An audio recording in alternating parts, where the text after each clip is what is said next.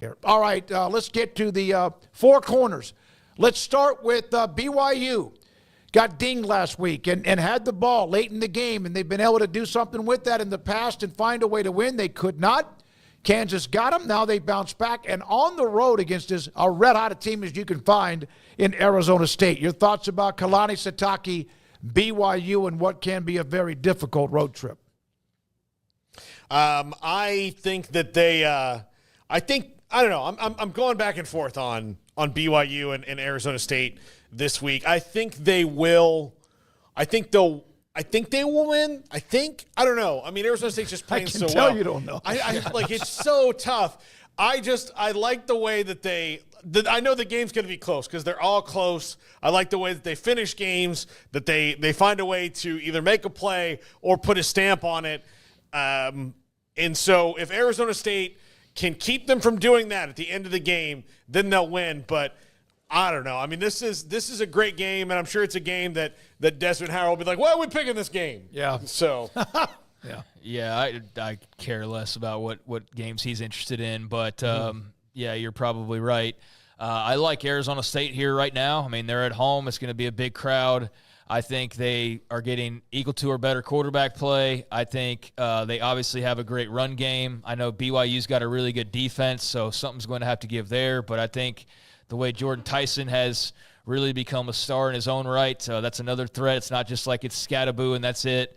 You got to worry about the passing game because of how good Sam Levitt's been and Jordan Tyson, among others. So I think Arizona State can spread the ball around. I think they've got a pretty good defense. I don't like what I've necessarily seen from BYU's offense a lot of the time. I know the easy, simple, safe thing to do is just blame the OC every time and, just point that out, but I do think there are issues in terms of just the overall execution and talent as well that has hurt them at times. So I like BYU a lot. I think they're going to be pissed off and ready to go book their trip to Arlington, and they know that they control their own destiny. But the thing is now Arizona State does too. Mm-hmm. So the winner of this game is basically going to Arlington. I mean, barring some just epic sequence of events. That's going to be who's going to probably go play Colorado. Now, Kansas wins and so on. Then things that would be that sequence of events. But this is basically for a spot in Arlington. So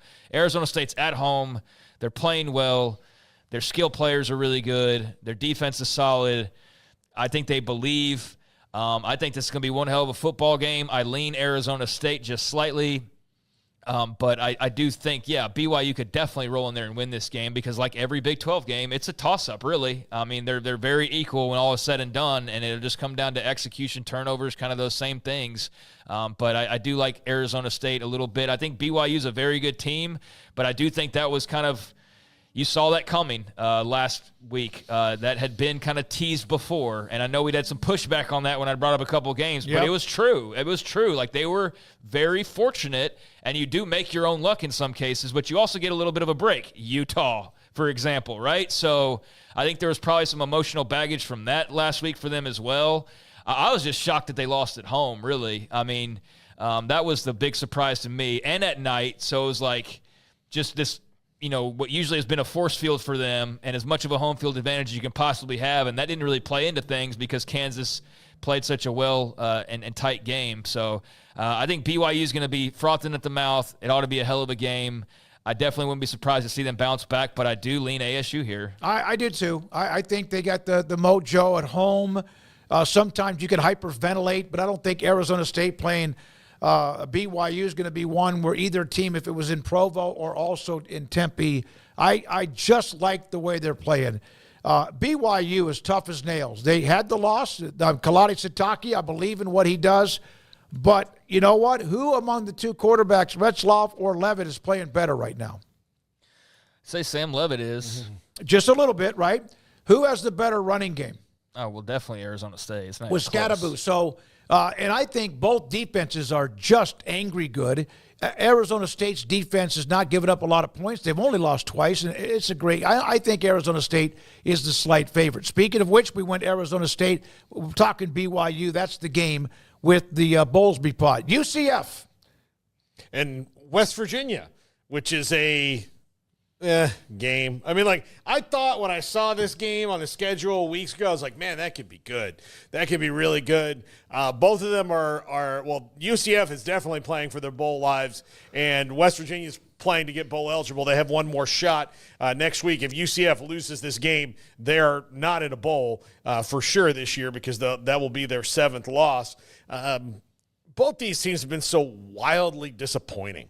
I mean, crazy, wildly disappointing all year long. And, you know, what I expect in this game is Garrett Green gets some yards, C.J. Johnson gets some yards, UCF, bounces, gets, has some good plays.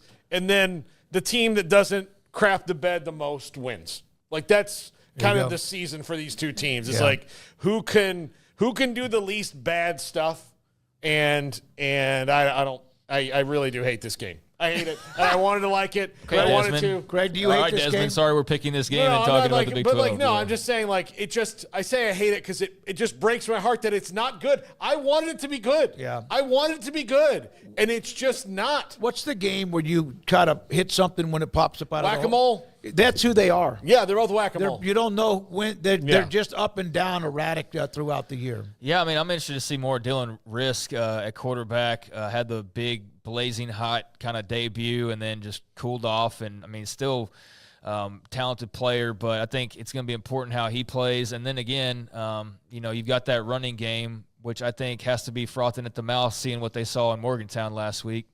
Like, damn, look at how Baylor's running all over them. You think that we'll be able to do that with R.J. Harvey and company? I think you feel pretty good about your chances too. So the part of it is, though, is that Baylor started doing that after they spread the ball around and after they forced West Virginia to kind of open it up a little bit. So I think it'll be really important for Dylan Risk to be sharp passing early on to open up that running game as much as possible. And if they can get that going, then I think that's bad news for West Virginia. But, I mean, it's two teams with their backs against the wall. They both desperately need a win. In UCF's case, it is win or you're done next week. So I think that will be some motivation. And they're slight favorites going to Morgantown. But then again, Morgantown doesn't really mean anything at this point. I mean, it really doesn't. Yep. Like, it'll be a tough crowd and all that, but, like, as far as, man, it's impossible to win there. No, it's not. Like, 4 teams have already done it this year alone, so it's not out of the realm of possibility at all. So I think UCF has to like their chances. They're coming off a bye week as well.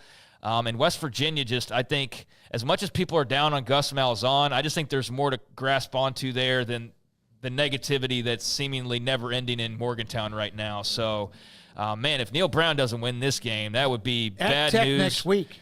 And then they'd have to go to Lubbock to have to win to get to a bowl game, which I wouldn't love their chances necessarily doing that. So, I like UCF's shot here. They're slight favorites, like I mentioned. I'm excited to see more Risk, and I think that running game's got to be pretty excited about what could be in store. By the way, if you ever do go to Lubbock, look for the tailgating area with one of our own, Kim Coulter, who's a Texas Tech alum.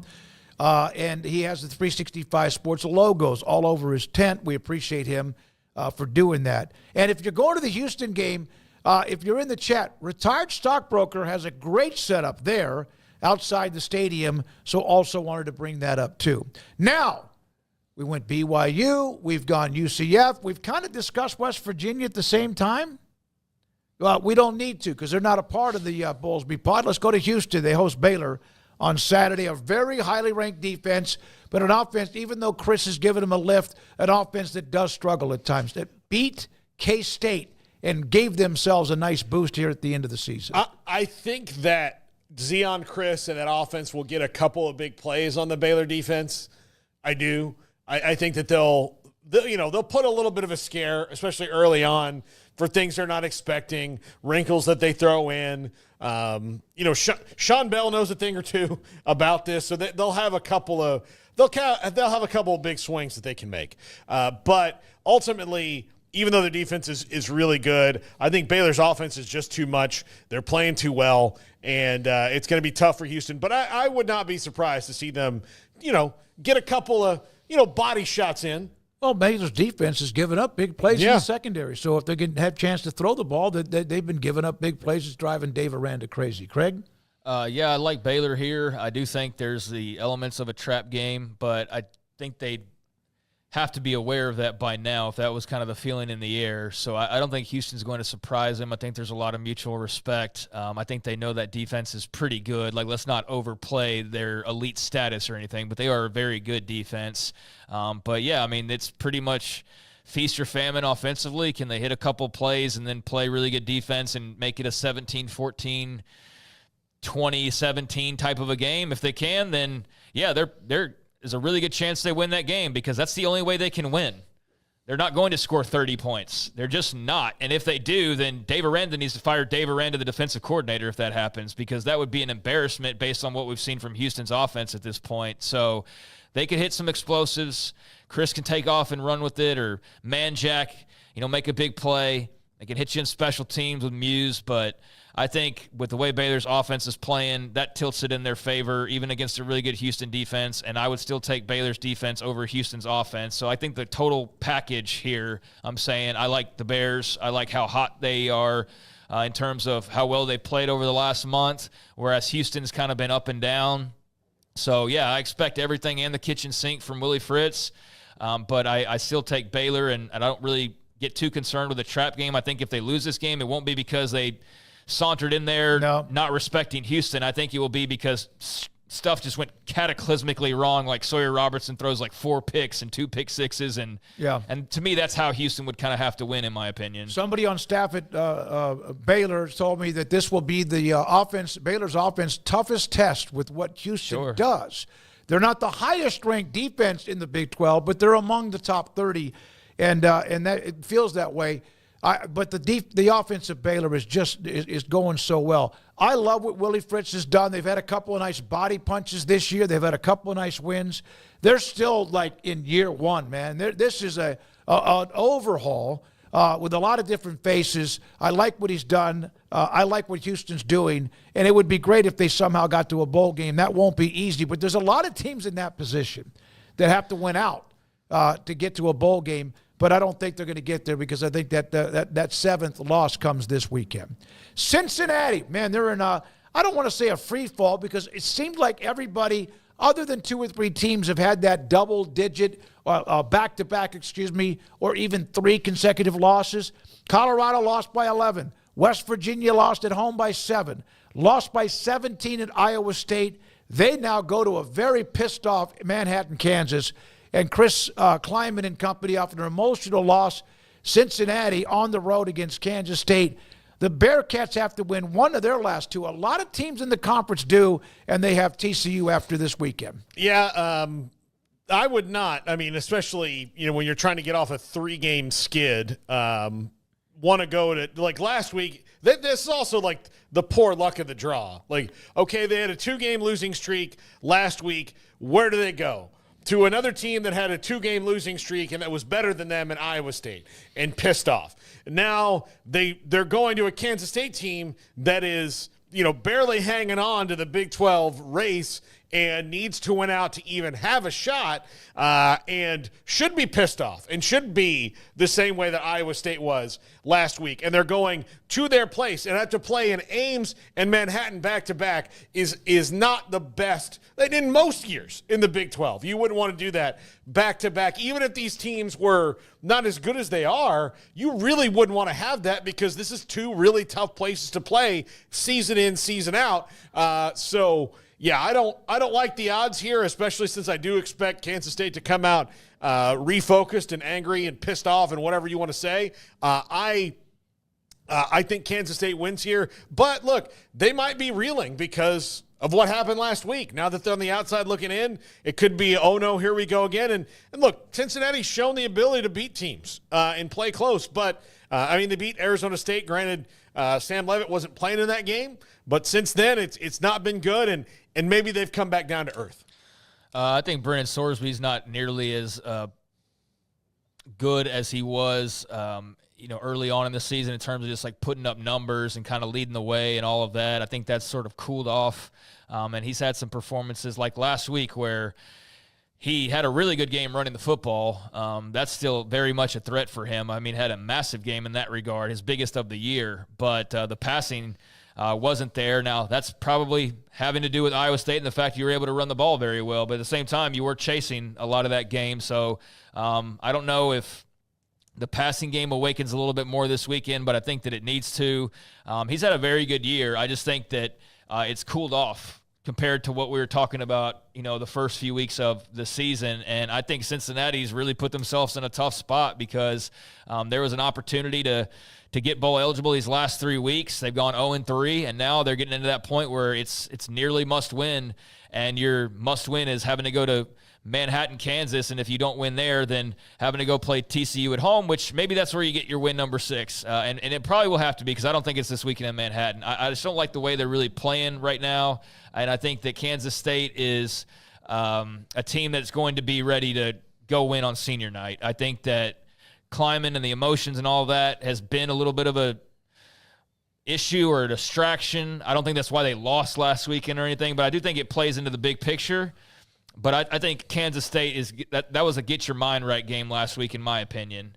And I think they'll be geared up to send the seniors off happy. But it ought to be a nice battle. I mean, I think they'll both have their claws out for sure because this is a really important game. I mean, K-State needs to show something here. They lose another game. Like, I don't care what Chris Kleiman says about the off-the-field stuff. Like, that would be really worrisome. And then for Cincinnati, like, you lose 4 straight and then go to a game where you had 5 wins – and you potentially go the entire last month of the season and don't make a bowl game, that would be a freaking disaster. So They really need to win this game this weekend. It would be similar to Baylor, not quite, in 2022 when they went into a free fall after being 5-2, and in a way, unfortunately, earned a bowl berth against Air Force in -degree temperatures up in Fort Worth. If you asked 100% of the players, I don't know about the coaches, maybe a lot of the coaches, if you could go back and have just lost one more game and not had to deal with that, because I know 100% of the media would say, yeah, 5-7 would have been a lot better than having to deal with. I love that atmosphere. No, I didn't like the weather when I got outside. It was the 7th frozen circle of hell. It was absolutely awful. There was nobody at the game. No, it was. It was terrible. It was a bad. There was deal. a dickhead that was running the parking lot, and I say that knowing Craig that it's not the nicest thing. He was. I mean, he had some authority. Let's explain to everybody. It was -0 wind chill, and Paul didn't get to go into the parking lot where we were allowed to go as a media because I sure did. I'll never forget when we walked out of the post game. I went towards my car. Craig went towards his car. Craig was downwind, so it wasn't as bad. It was still cold. I had to go upwind, and I did not have nearly enough cover Y'all on my don't get body. to talk about that game. Oh, and Jack was Y'all outside. don't get to talk about how bad that game was Jack outside. was outside. He's even still wearing a sweater. Yeah, he still hasn't. He's got Something's snowflakes just and with you. reindeer, and oh my God! I think we started to see the bowl projections come out, and that's a possibility again. And a lot of people are like, no, absolutely not. I mean, if you could guarantee the weather would be okay, I'd have no problem going back there. Absolutely. It's a nice stadium. The stadium workers and the people there at TCU were fantastic. They were really great to us. We had a great spot in the press box. All of that was fine. The food, everything. It was just the weather was like once in a lifetime type snowstorm hits the day of that, that couple days, and it was like the freak ice storm when Jerry's hosting a Super Bowl. Like that hasn't happened since then, basically. Or I guess it happened with the Ice-Mageddon like 2 years ago, but that's the only time that's happened since the Super Bowl disaster. So that was just that bowl game, like that doesn't happen. And it just happened that year, and just so happened that Baylor was in that game in that year in that situation. And so it left a lot of bad taste and maybe missing digits for those who got, having to sit out there in the cold the entire time. But, that was brutal. That was a brutal game, and that was the worst possible way to end a season, I think. Was losing at your rival's stadium in bitterly cold weather. To a service academy. Yeah, to a service academy that's not supposed to be able to throw it, and that's all they basically did to open up an ass whooping in that game. All right.